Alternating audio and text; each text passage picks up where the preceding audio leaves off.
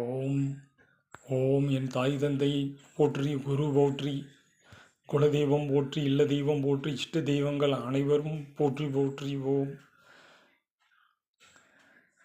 ஓம் ஸ்ரீ மகா கணபதி மயனகாளி மந்திராலயம். இந்த பதிவு எதுக்குன்னு கேட்டிங்கன்னா, இப்போமெல்லாம் நிறையா பார்த்திங்கன்னா தகாத உறவுகள், அதாவது கணவனை விட்டுட்டு மனைவி போயிடுறது, மனைவியை விட்டுட்டு கணவன் போயிடுறது, வேறு வேறு பெண்களுடனும் ஆண்களுடனும் தொடர்பில் இருப்பது, இது சம்மந்தமான இது எதுவாக இருந்தாலும் நம்மளை அணுகுனீங்கன்னா அந்த தகாத உறவை பிரிச்சிடலாம். அவங்கள மீண்டும் வரவழைக்கணும், நம்ம கூடயே சேர்ந்து வாழணும் அப்படின்னு பிரியப்பட்டாலும் செஞ்சிடலாம்.